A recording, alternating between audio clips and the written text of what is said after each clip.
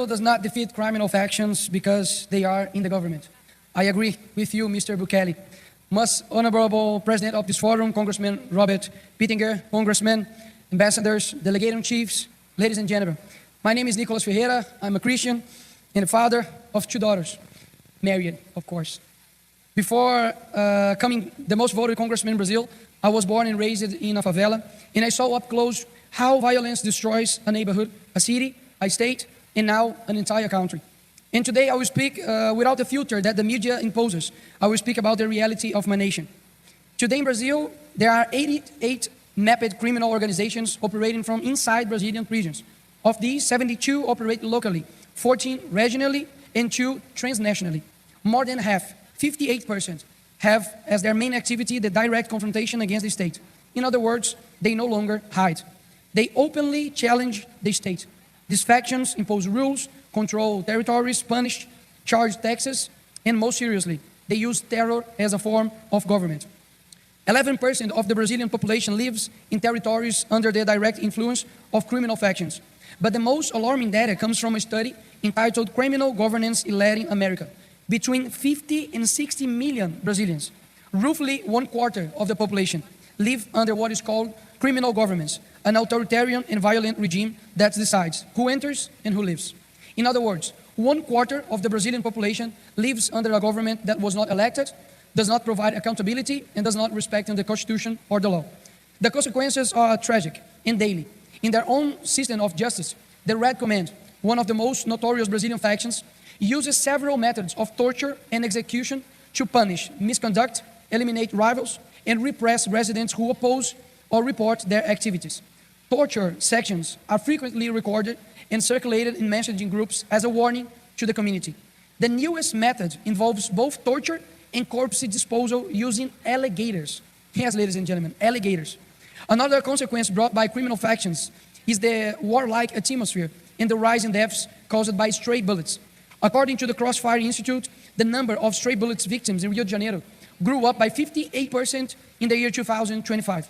In the first 75 days of this year, 41 people were struck compared to 26 in the same period the previous year. Innocent people, children, workers, fathers, die simply for being in the wrong place, in the wrong country. And once again, I agree with President Bukele when he says that the first step to fixing a country is to bring peace.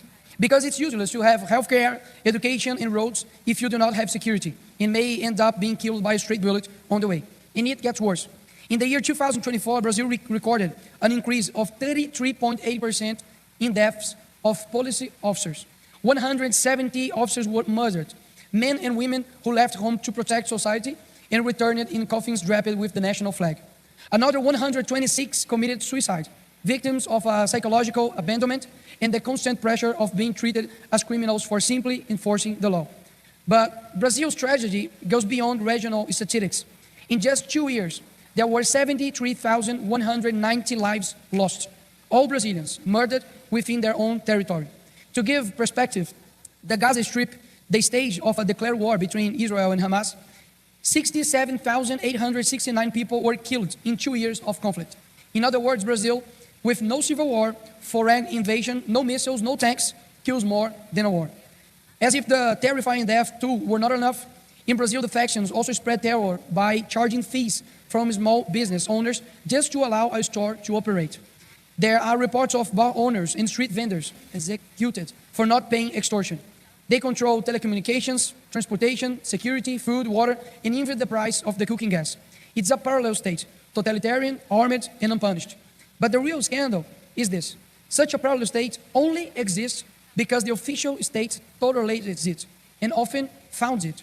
Beyond extortion, factions expel families from their homes, leaving them homeless, and then rent these properties to finance the criminal organizations. In Fortaleza, capital of the state of Ceará, residents were expelled from their own homes in at least 49 neighborhoods. In 21 months, 219 expulsions were recorded, according to the Public Security Secretariat. To understand the severity of what's happening in Brazil, I will give you the example of PCC, the First Capital Command, one of the most powerful factions in Latin America. Founded in 1993 inside the São Paulo prison system, the PCC began as a alleged brotherhood of prisoners against state abuse. 30 years later, it has become a transnational criminal organization operating in 19 Brazilian states and with confirmed presence in Paraguay, Bolivia, and Colombia. Today, the PCC moves billions of reais per year with hierarchical structure, internal codes, its own tribunals, and the ability to corrupt public agents or infiltrate business activities such as gas stations. It is essentially a Brazilian cartel with business, logistics, and even legal branches. It was the PCC that carried out the first execution of a judicial authority by organized crime in Brazil, the judge Antônio José Machado Dias, murdered in March 2023 in Presidente Prudente, São Paulo. After that, many other judges and prosecutors were placed under threat. Another famous crime was the historic robbery of the central bank in 2005. They dug a tunnel of 80 meters to reach the vault in Fortaleza and stole approximately 165 million reais. Finally, another mega operation orchestrated by the PCC were coordinating attacks in São Paulo in 2006. In May, the PCC ordered bus burnings, police station attacks, prison riots, and the state capital was paralyzed. More than 59 security agents were murdered, and the state declared a curfew. No one of this is a coincidence. Brazil's public safety, security tragedy is not only police-related, it's political. And it began more than 3 decades ago, when Lula and Fidel Castro founded the São Paulo Forum in 1990. That meeting brought together left-wing parties, revolutionary movements, and even armed organizations such as FARC.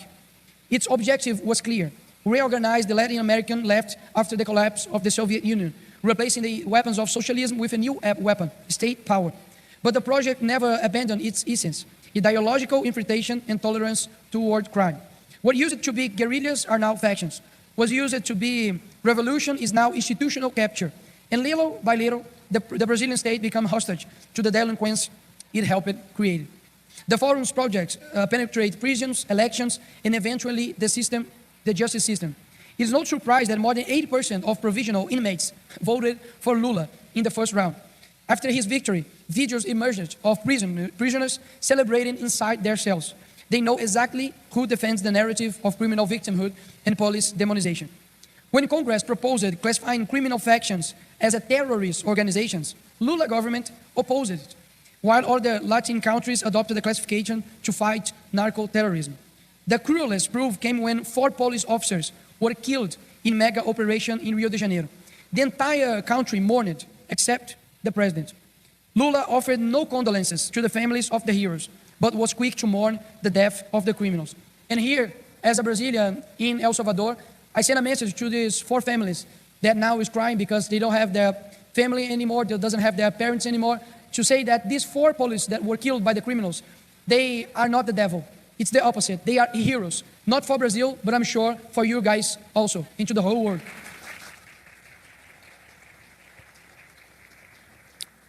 And the problem goes far beyond public security. The Workers' Party built its political history on 2 of the greatest corruption scandals in the democracy West, the Mensalão and the Petrolão. The Mensalão bought votes in Congress, an assault on democracy. The Petrolão looted Petrobras, an assault on the nation. Together, they diverted billions of reais, financed campaigns, bought support, and created the largest corruption scheme ever uncovered in the Southwestern Hemisphere. And what happened afterwards?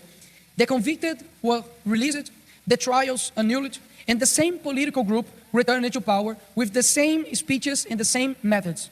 Today, when the government remains silent before the factions and the judiciary ignores traffickers, it is because all speak the same language, the language of impunity. And if the executive falls, the judiciary is even worse. The Supreme Court, which should protect the Constitution, has released traffickers and weakened law enforcement. Brazil's justice system insists on humanization formulas that in practice work as safe conduct for criminals. A clear example is the custody hearings, introduced in 2015. By August of 2024, more than 1,700,000 such hearings has been held, with approximately 39.4% of those arrested in flagrant released at this initial stage. 4 in every 10 criminals caught in act walked freely, while the victims remain abandoned. The mega trafficker André do Rap was released by a Supreme Court decision and never returned to prison. In the last 7 years, more than 30 PCC leaders were released through the front door. Some judges even prohibited helicopters, police entry into favelas, and legitimate use of force under the argument of protecting human rights. Curiously, the human rights of victims are never remembered. In Brazil, there is no effective parliamentary oversight over the judiciary. The system of checks and balances simply does not exist. Congress cannot review judicial decisions that violate the constitutions, cannot summon Supreme Court justice to provide explanation, and has no effective accountability mechanism, except impeachment, which is politically impossible. In the year 2020, an action in the Supreme Court, fueled by an extreme left party, imposed severe restrictions on police operations in Rio de Janeiro communities. Police were basically prevented from combating crime unless they obtained extremely bureaucratic authorization. The decision was presented as a way to protect lives, but in practice left the citizen unprotected. By drastically limiting police action, prohibiting operation, demanding exceptional justification, and bureaucratizing every step, the decision created the perfect environment for organized crime to reorganize, strengthen, and expand its territorial power. While the state was held hostage by legal orders, criminals filled this vacuum, expanding weapons arsenals, drug routes, bases of operation at their territory's control. This is the result of government of judges, a system where 11 unelected ministers decide not only to interpret the law, but the country's agenda itself. They choose which cases move forward, which investigations are buried, and even which words may or may not be spoken online. For just an example, if I say here today that Mr. Alexandre de Moraes, our Supreme Court judge in Brazil, he is a tyranny, when I come back to Brazil, maybe I can be in jail. That you know, President of the Parliament, how it works in Brazil.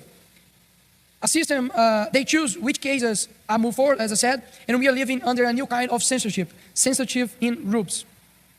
Brazil must restore balance among the powers. This is not about attacking the judiciary. It's about rebuilding constitutional harmony. We need accountability mechanism, limits, reviews, transparency.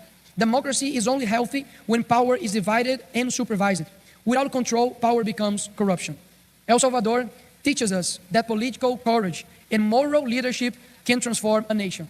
But courage is not only about confronting crime in the streets. It's also about confronting the structures that protect crime in the courts. Brazil does not need more laws. It needs justice that obeys the law. It does not need more speeches about democracy. It needs institutions that respect democracy. As long as Parliament is mute and the judiciary untouchable, corruption will remain unpunished, factions will continue to govern, and the Brazilian people will remain victims of a state afraid to act. May this meeting in El Salvador inspire a new era, an era which Parliament rebalances power, returns to the Constitution, and the people believe once again that the law applies to everyone, includes who interprets it. Que Dios bendiga a todos.